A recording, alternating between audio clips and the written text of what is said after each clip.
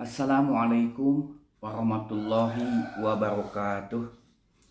Innal hamdalillah nahmaduhu wa nasta'inuhu wa nastaghfiruh wa na'udzu billahi min shururi anfusina wa min sayyiati a'malina may yahdihillahu fala mudhillalah wa may yudlil fala hadiyalah.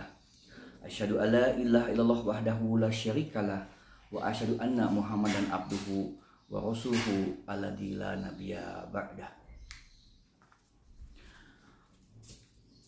Para mu'alaf dan jamaah sekalian yang dirahmati Allah Subhanahu wa taala. Pertama-tama marilah kita panjatkan puja dan puji kepada Allah Subhanahu wa taala yang telah memberikan kesempatan dan kesehatan kepada kita sehingga kita dapat berkumpul di tempat yang mulia ini. Dialah Allah yang menjaga kita siang dan malam. Dialah Allah tempat kita bergantung kepadanya.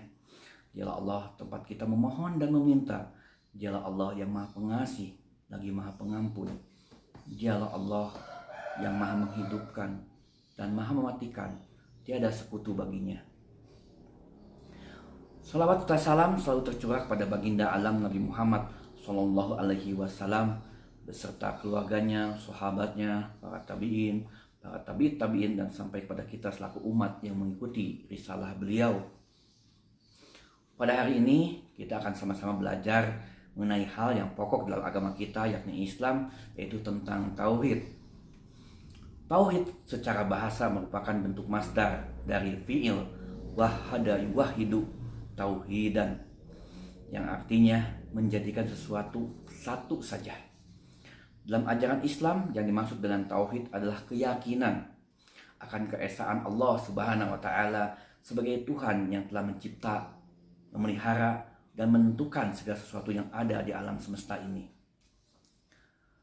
Tauhid terbagi menjadi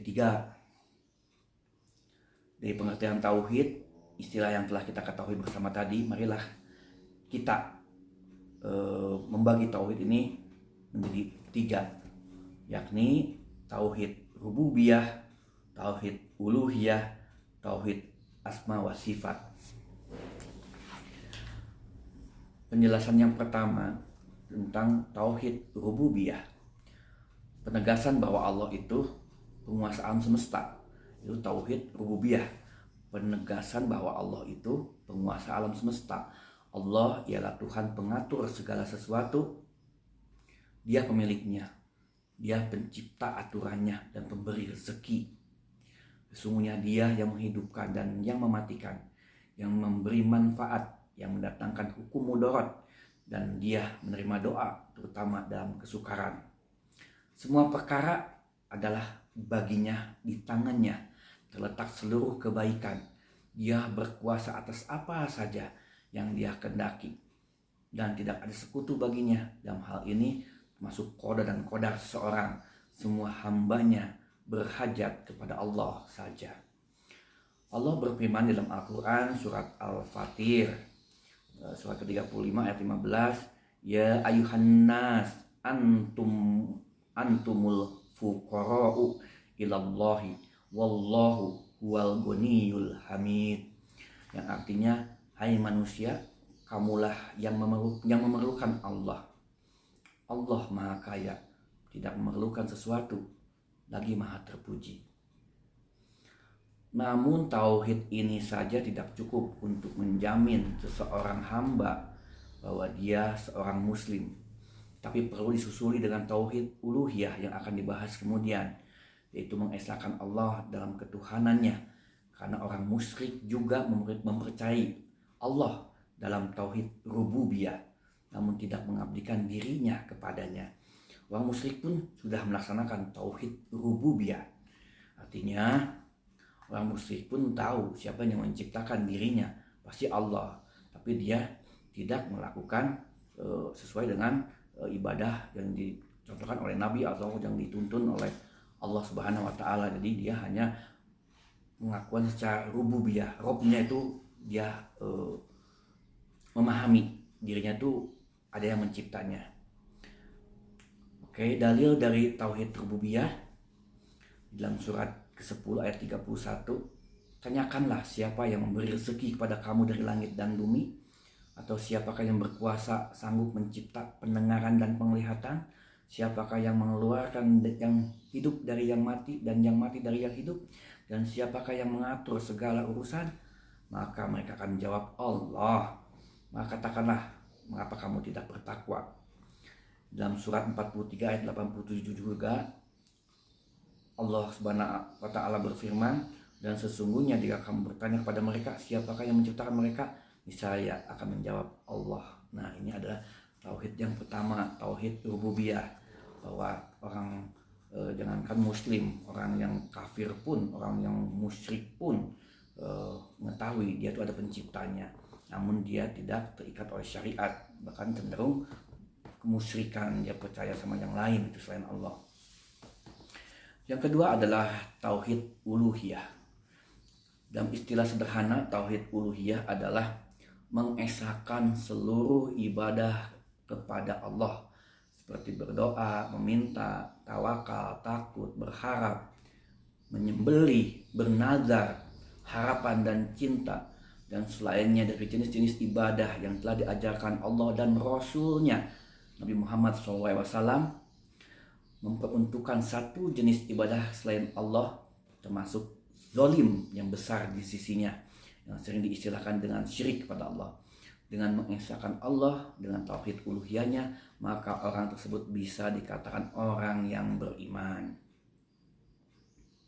Maka tak ayal banyak ulama yang mengatakan tauhid uluhiyah memiliki keutamaan yang lebih dan paling penting dalam bertauhid. Berbeda dengan tauhid rububiyah tadi yang memang dimiliki oleh orang yang beriman maupun kafir atau musyrik sekalipun, sehingga tidak menjadikan pelakunya sebagai orang yang beriman kepada Allah Subhanahu wa taala.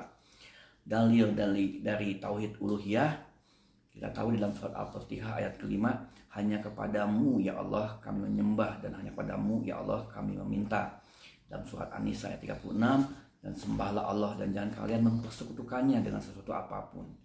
Nah, itu tentang tauhid uluhiyah. Di tauhid uluhiyah itu ada panduan untuk beribadah kepada Allah. Jadi dilarang musyrik, dilarang dia menduakan Allah gitu. Nah, jadi harus sesuai dengan tuntunan Nabi, khususnya di Islam Nabi Muhammad SAW, itu tauhid uluhiyah.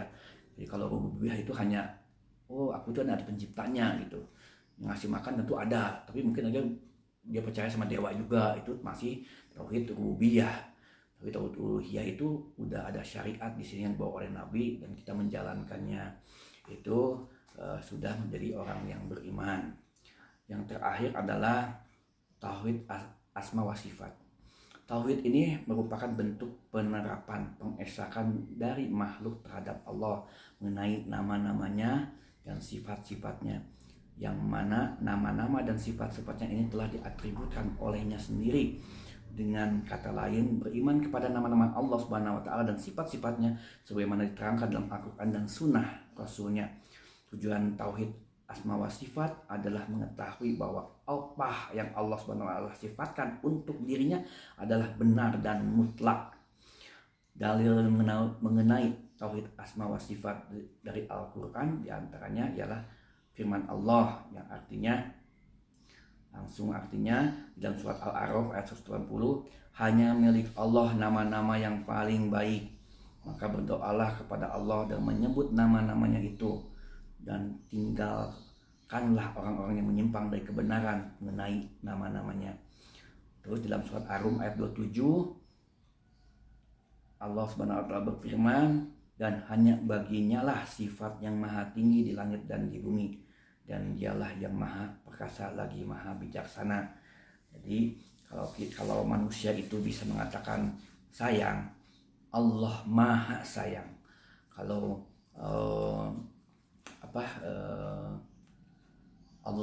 manusia bisa membuat sesuatu, tapi Allah maha membuat alias menciptakan, sedangkan manusia tidak bisa. Nah, dengan nama-namanya kita bertauhid.